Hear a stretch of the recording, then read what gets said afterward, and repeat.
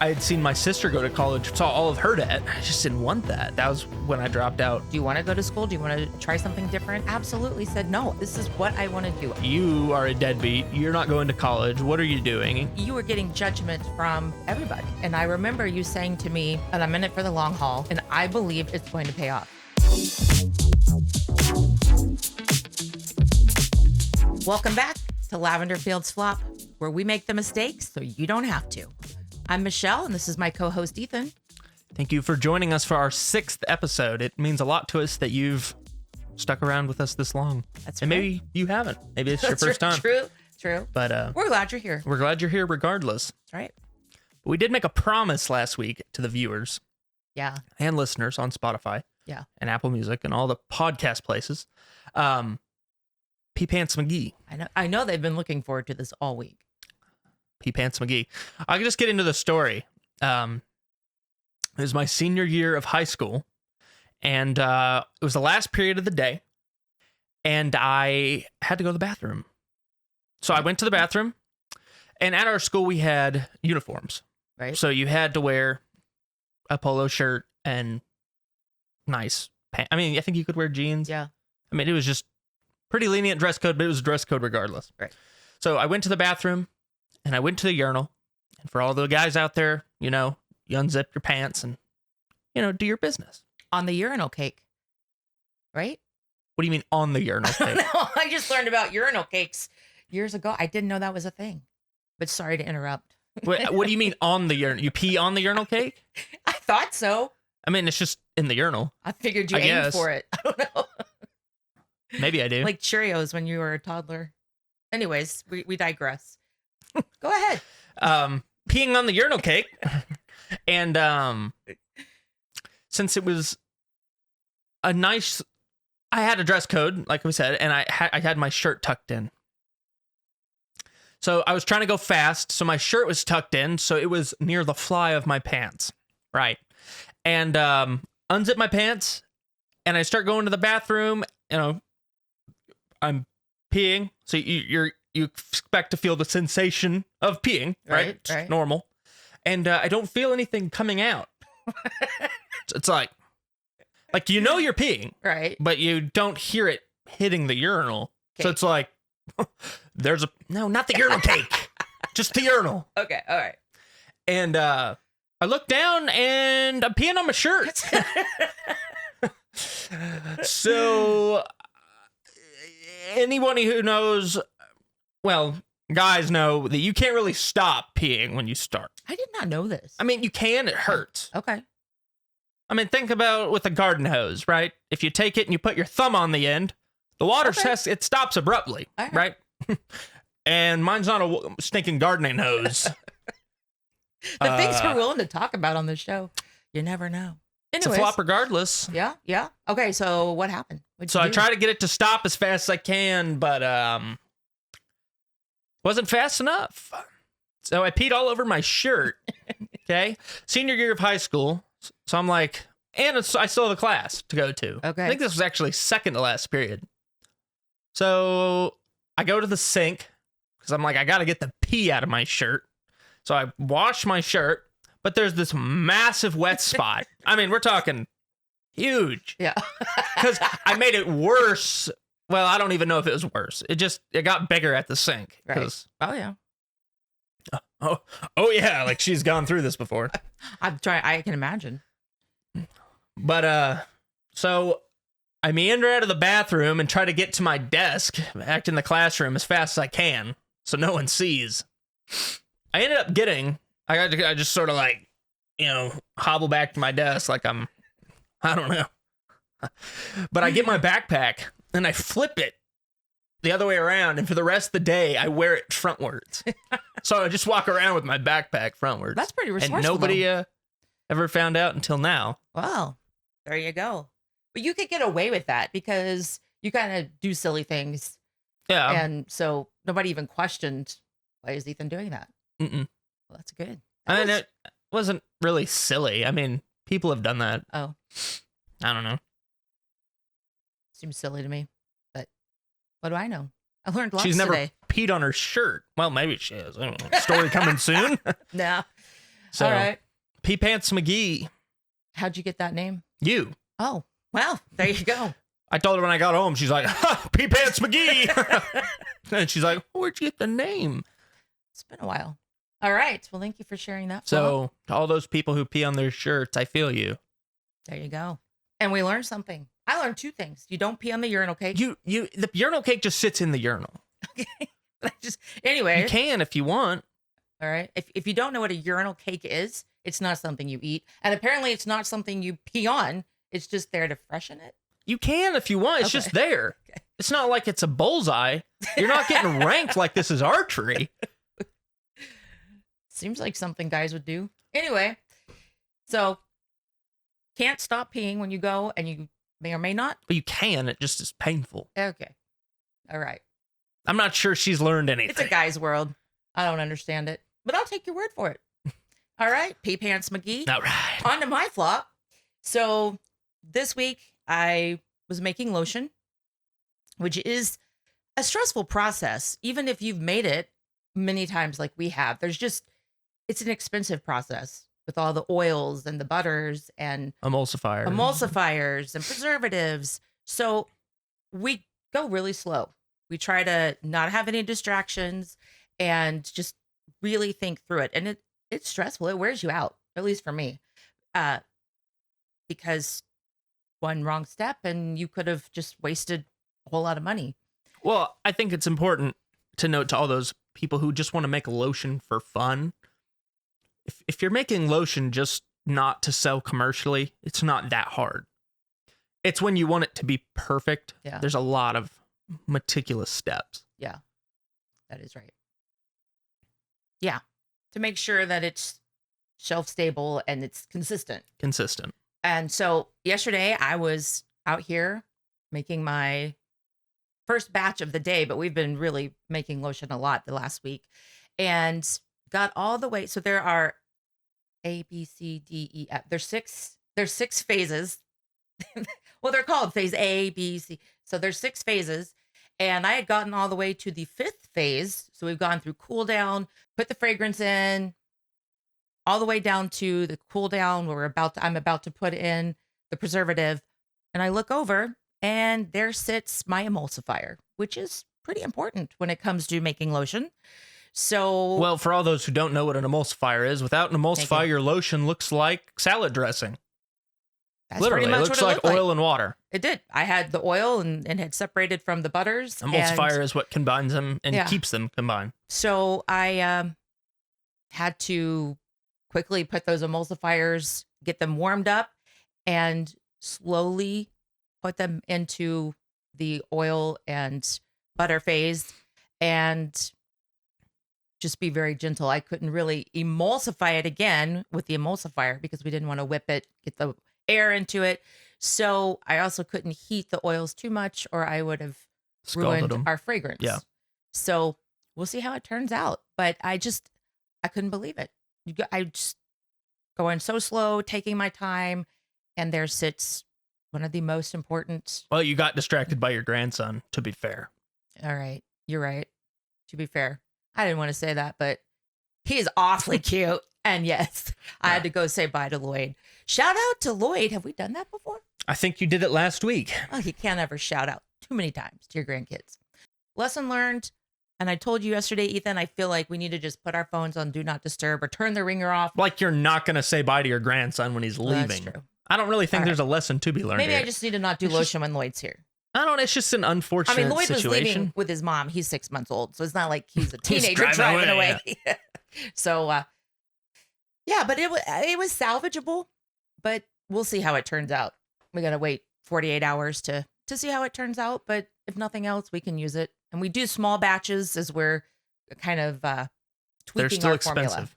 Small batches. Yes. So that's our flops for the week. And you're going to talk today. You're going to kind of continue what we talked about last week. So do you want to sum up last week? You want me to can sum up it in last my week. microphone? All right. So last week we went back to the beginning, back to our roots. Where did we come from? How did we start this farm, Lavender Fields Farm? And so that was episode 5. If you want to go back and listen to that. But where we ended was this farm was a way to get me out of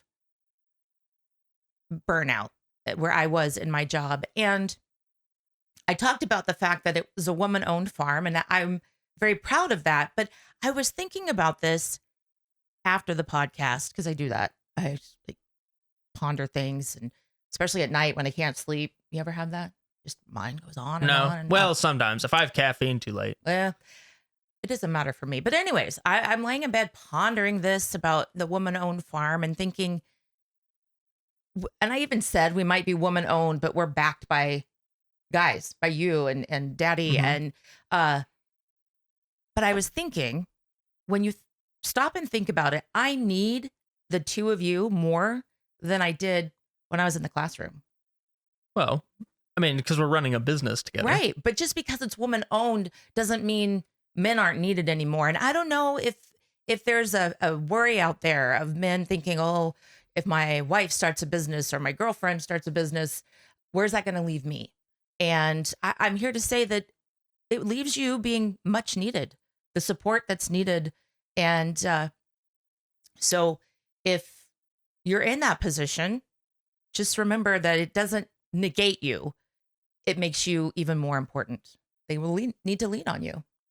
So as we talked about last week, I was in the classroom. I was in a brick and mortar school in the classroom.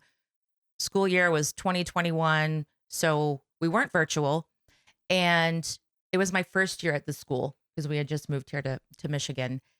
And I made this decision to start the farm in March, April. I finished my contract for that year, but I told everybody that I was quitting my job to start a lavender farm. And everybody thought I was crazy. Yeah. I mean, even people from your school. I remember one of your friends saying, oh, that's right. You're the one that started the lavender farm. Yeah. I'm like, and I don't know if it came, if you had just said that, but there was a lot of judgment. There was a lot of doubt.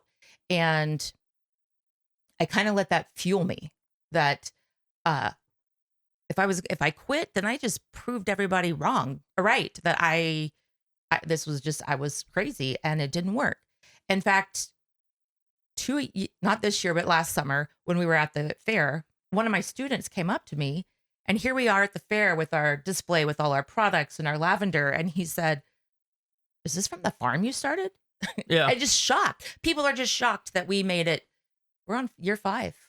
I think you also had a coworker that came too and also said, you're still doing that? Exactly. Yeah. Exactly. So working through that doubt, that was me as an adult, but you graduating high school and having this expectation in the world that you go to college, you get that college degree. And so you kind of had to battle through that. Yeah. So, I mean, definitely. Cause I started like we talked about on the first episode, I graduated and immediately went to our community college here and wanted to do psychology, which I guess in another world, if I had to start over, I would do that. Like I enjoy that.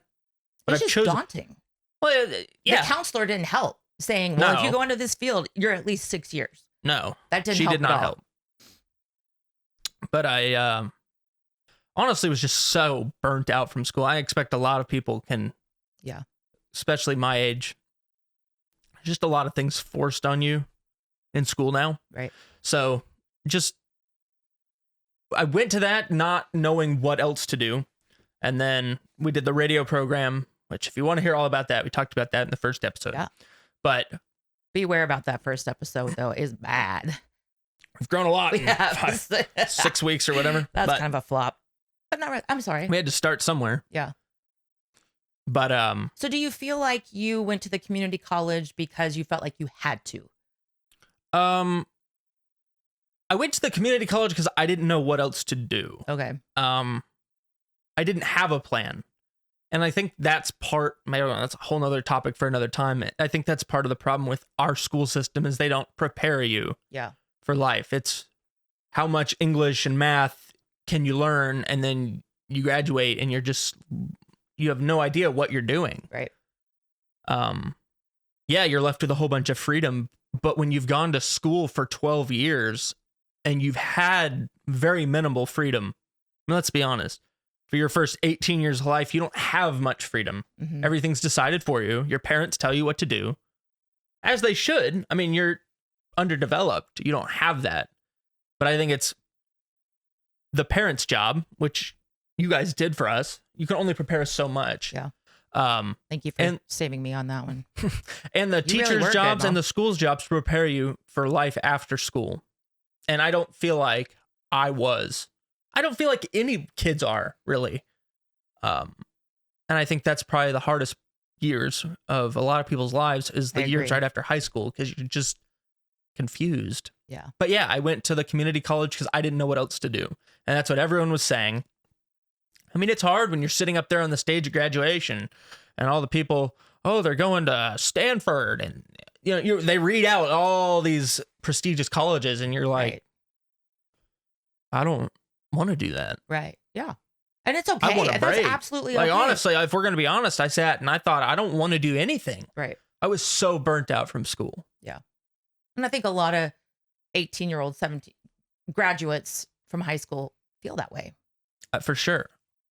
Now, I remember you and Hannah, your sister, saying to me at different times that it was sort of anticlimactic. Like you hear that you have this buildup of graduating, and then you graduate, and it's just like No one cares. it just you're in the real world now, Yeah. and I there's think no that's one. part of the problem with the school too, especially I went to a private school. Yeah. And I was only at that private school for 2 years, but still, everybody there and you're treated as a senior better than everyone. And and that's you not get- the real world. No. Yeah. But it's hard when you graduate and no one cares. I remember, especially after the radio program, I tried to get a job and no one would hire me. Like, that's hard. Yeah. When you spend 6 months of your life and no one cares because Right. it doesn't benefit them.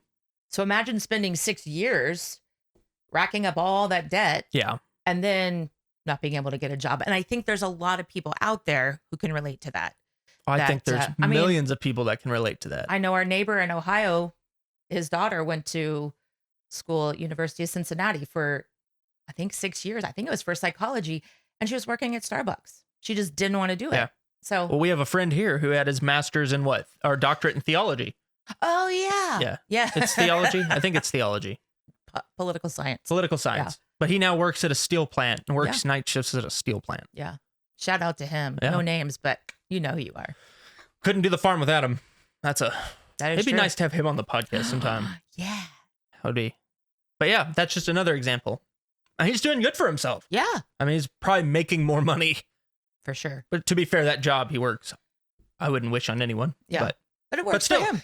I mean, it's just an example of all the people who have gone, we know that have gone to colleges. And I had all this in my mind. I mean, we're not circling out of control here. I had this all in my mind because we knew these people. I had seen my sister go to college for 2 years and I saw all of her debt. Yeah. I just didn't want that. So that was when I dropped out of college, which was really hard. Yeah. I had a lot of friends, their parents, people around, sort of almost referring to me as a deadbeat, I guess. Mhm. And that just makes you question a lot. Yep. I don't know if any of you out there listening to this are trying to do something that's different than the norm. I definitely did. I mean, this is not normal. And Right. I tell people my profession, they're like, what? I can't ever just say my job and it be a 10-second sentence. They want to know more, which is fine now. But that was hard when I was 19 years old. Yep. And I don't really know what the answer to that is. I think it comes from inside. I think that you have to, because I kept asking you, you're going to correct me if I'm wrong, but I kept asking you and saying, are you sure you want to do this? Do you want to go to school? Do you want to try something different?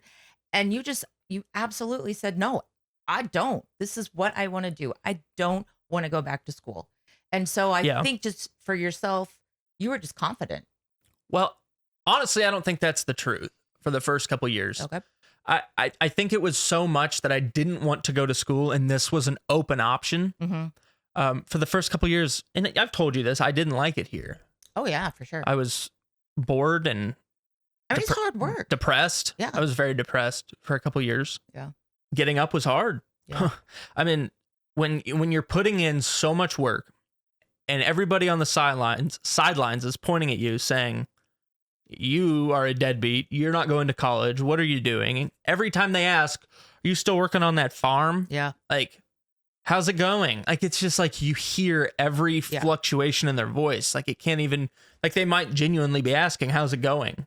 But you hear, how's it going? Yeah. Like, and it's hard. And it wasn't just your friends. I mean, you had some friends that asked that exact question. Are you still working on your mom's farm or whatever? Oh, I had friends who definitely asked it like that.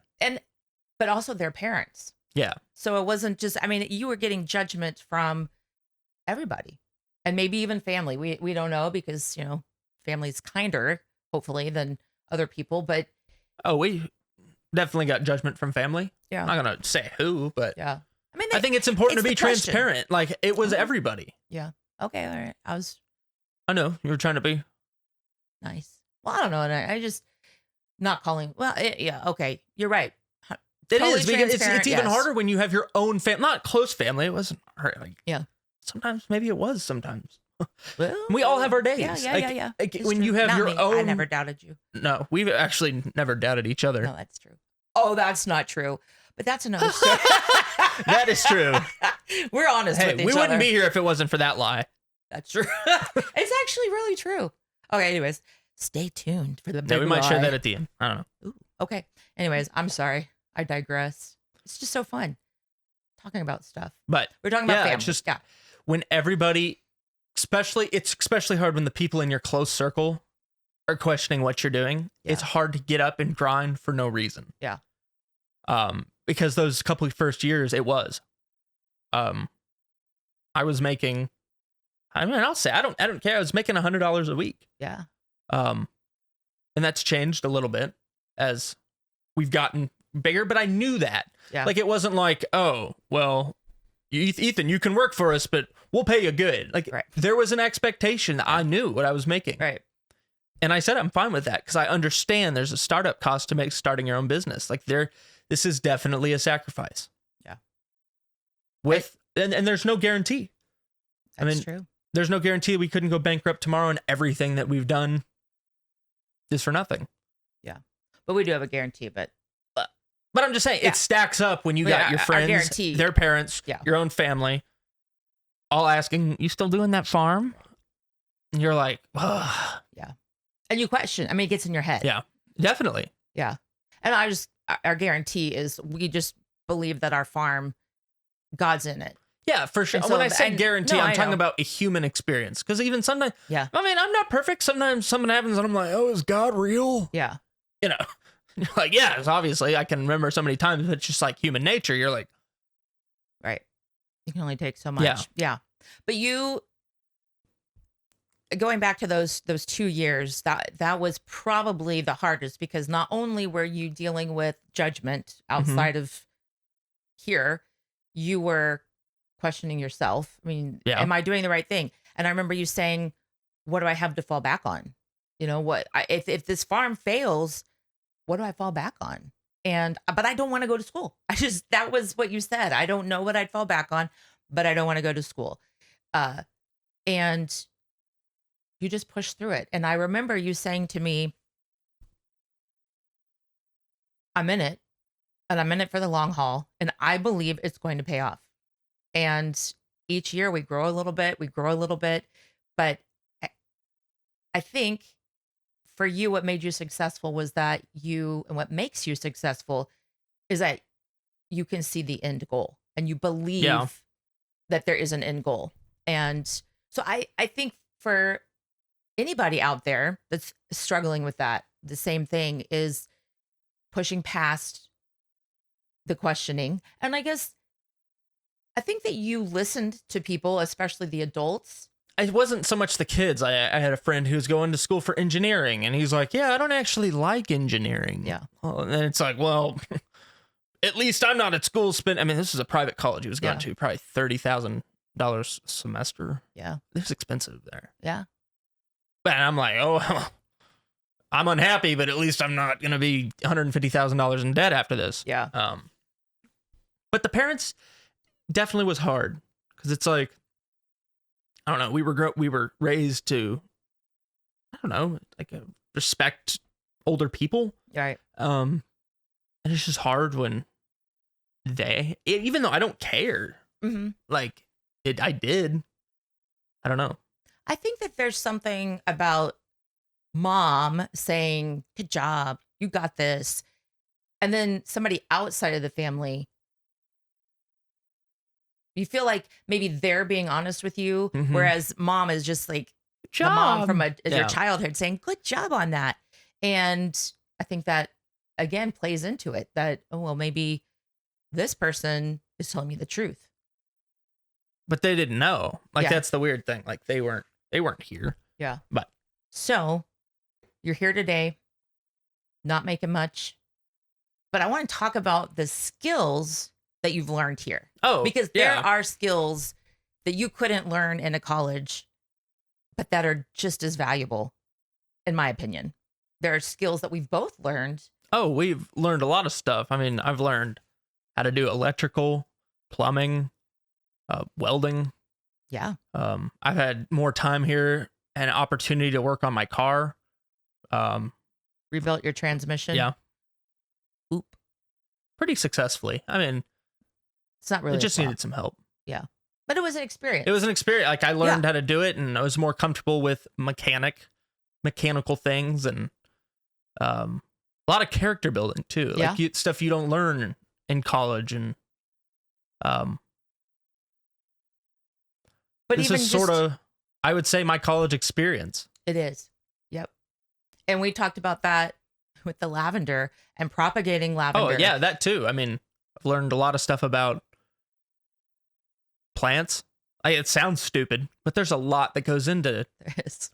the science behind what works, what doesn't, what works for our farm. It's not just look it up. Yeah. You can't chat GPT. Nope. I mean, maybe how to propagate. You Right. can, you but could. But there's just a lot it's different of for everyone. And there's, variables. Yeah. especially with the weather. Yep. I feel like we're rambling along No, that a and little bit, but it just, But I remember you the first time that you were able to answer a customer's question. that felt really good. I Yeah. remember that. And you it were was like, just I really do know about lavender. I do know about this process. And so, in a And- sense, well, I think it's important to note as time's gone on and I've seen more and I've gotten more comfortable and I've been able to talk to customers. Now, when parents ask me, you still doing that lavender farm? yeah. I say, yeah. And I can answer questions. And I think you or us as humans, we will project how we feel inside with other people's questions. Does that make sense? So if like you ask me, what, you still doing that lavender farm? You could genuinely be interested. Mm-hmm. But if I'm not comfortable with it inside, I'm going to think everything you're asking is a dig. Yeah. And those parents might not have been. Yeah. They might have been. I think some were. Some, it's how the questions are phrased. Right. But some genuinely wanted to know. But on those times where they genuinely wanted to know, I wasn't comfortable with where I was at. Right. And I think I am now. I am. I know you are. Mm-hmm. Yeah. So I just think that's important to note. Like it's gotten a lot better. I think definitely the thing I've learned from this farm, maybe we have listeners who are in their last year of high school or in the years after. I think what I have learned is that it is very unlikely to, one, love what you enjoy, and two, make good money at a young age. I think that's what I've learned. Yeah. You can go straight out of high school and you can work a night shift at a quarry, a poopy job, and make good money. But you can't do what you love and make good money. You can do what you love and you might make nothing. I think it takes time. Yeah. That's true. And I think that's a hard reality, but I think that's an important reality. And going to college doesn't fix that. I think people think it will. Like I mean, for some people that know what they want to do and they have, but it doesn't. Yeah.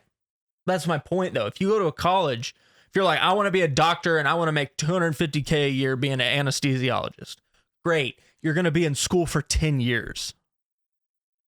Yeah. To 12. I mean, you're going to be 32. That's my point. Like, you're not going to be able to do what you love at a young age and make good money. Yeah.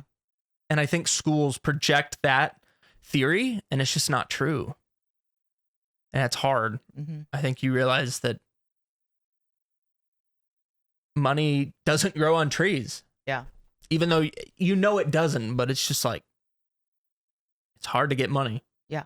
Sure. And you think, oh, I can do that. Oh, I can do that. For me anyways, I've always thought, well, I'll be different. I'll do it different. Yeah. I think I definitely thought that too. Like, oh, I'll defy that. Yeah. And I remember.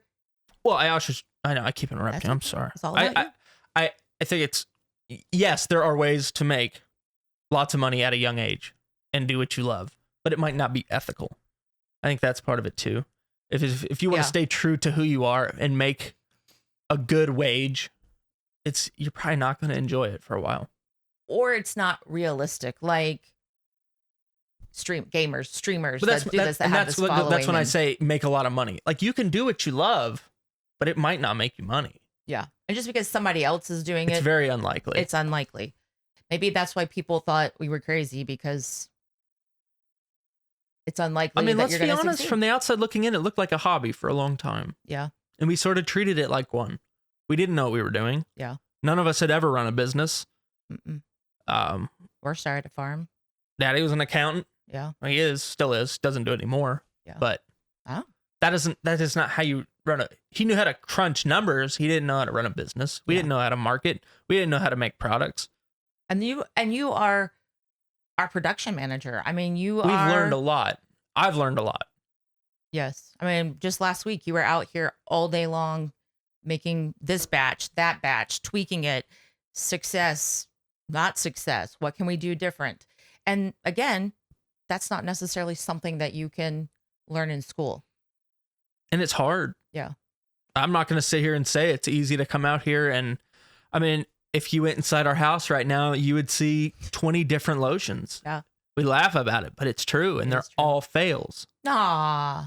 Most of them are. I mean, let's be honest. Well, some of them are good. We've had some good successes, but we've had to make bad ones to be able to find those. And that's hard when you're on the 13th one and you're like, a batch of lotion is $30. Yeah. And we know you can make a smaller batch, but for this, we really can't, because just take our word for it. It's hard to emulsify a really small amount and not get air in it. It's hard. So I want to go back to something that you said to me just a couple months ago. You said, I've come to the conclusion that I don't necessarily want to work. I mean, who does? And you said, I don't think there's going to be a job out there that I'm going to like 100% of the time. So I like what I do here. Do I like it 100% of the time? No. There's things that you don't necessarily like to do. There's things that I don't like to do. It's hot in the summer. It's grueling work, trimming those up, harvesting. Yep. All of it's just sometimes monotonous, sometimes really hard to get out there another day and do that. But you said that's the way it's going to be in any job that I'm in. So I may as well just be here and be here for the long haul and just accept it. I think maybe you came to the point where, like, you've passed that questioning of it, that you came to the point where you could say, I'm going to do this. I like doing it, just not every aspect. I think it's important for anybody who's wanting to go into career, and maybe for people who have been in it for 30 years, it's not too late to start over like you did. You've had a second chapter of your life. I mean, you taught for 30 years. 25. We're rounding up. Sounds better. It just ages me. Well, you are 60. Don't believe that. That's not true. 52. There you go. You don't look a day over 60. But I think it's important for anything that you do to sit back and really soul search and realize why are you doing what you're doing? And I had to do that for myself. Am I doing this to be able to live a lifestyle where I can spend millions of dollars a year. If that's what you want to do, then great. Like, if that's what you want to do with your life, grind toward that goal. Yeah. But for me, I've always told you my goal in life was to be a husband and a dad. Yeah. I was just thinking that. And that's what I want to do. And that's what I came to the realization. It doesn't matter if I go to school. It doesn't matter if I am on the lavender farm. I'm never going to enjoy this because I don't feel like that's my calling. Yeah. But this gives me the best shot at being able to do what I want to do comfortably. Because one, I get to be with family now. I live at work. And hopefully in the future, there'll be a lot of freedom in this. So, am I here? Do I love the farm like you do? Absolutely not. And I've told you that. Oh, yeah. This was your passion. You started the farm because you loved lavender. You loved the farm. You loved just sitting out in it. I love being outside. I hate the summer. Yeah, it's true. I hate being in the lavender. Like the bees and overgrown grass. Like, it doesn't do anything for me. Yeah. But I love that you shared that, because I was thinking that how you got to where you are today was by looking at what is it I want to do? What is it I want to be? And can I just plug right now, if there's any single women out there that are looking for a Christian man who wants to be a husband and a dad, this is an awesome guy right here. Anyways, give your phone number. No. No, but it's true. That is what you want to do. That's what you, in your heart, like, I believe God put that in your heart and has provided this avenue, because if you were a clinical psychologist, you would be gone a lot of the time. And I just want to make it very clear, there's nothing wrong with that. Oh, yeah. Like, you don't have to, and that's why I think it's important to sit down and realize I can't have it all. And maybe that's it. Maybe that's what coming out of high school it is, and that you think I can have everything. Yeah. At my fingertips. And you can't. Yeah. And it's hard. It's a hard realization that you have to work for what you want, and you can't have it all. Yeah. You have to figure out, instead of putting all your eggs in a whole bunch of different baskets, focus on one that you can do really well. Yeah. And put all your eggs in there. And I think that's what I had to come to realize. And we spent time. I mean, I'm a firm believer that who you are as a child, like the things that you love to do as a child, I believe that's at the heart of who you are. Not when you were a kid, you didn't be like, I want to be a daddy.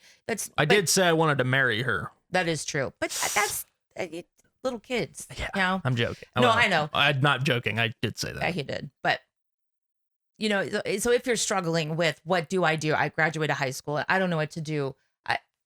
I encouraged you and Hannah to soul search. What is it that you absolutely love to do? And for Hannah, it was writing stories. I mean, she just, ever since she was little, she would play with little animals or whatever and just be making up stories. And also be a mom. She loves that. That's what she does now. She's a stay-at-home mom. Yeah. And so for you, it was, being with family and just.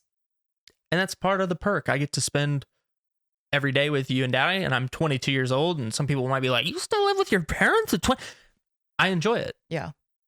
I just want to say something, an aside here, of what and I've shared this with both you and Hannah, something I would have done different as a parent is the dual enrollment in high school. I didn't do that. Like, I just wanted you guys to just enjoy high school and not have to, do dual credit, get college credit, high school credit. But I think that would have been, I think that's beneficial. If you are out there and you have that option for your student, your kid, I would encourage it, just because that would have alleviated you going to a community college and having to take English again. Yeah. So, and we've talked about that. And that maybe it would have had a chance you would have started out differently than having to start at the bottom. But I didn't, and this is where we are. But I would do it different. If I had a third kid, I think I would do it different. I don't think it changed either of you. I think it just would make community college or just not feel like high school. Yeah. it's important to lean on God through stuff like this because it still is hard. There's days where it's hard to keep pushing. But just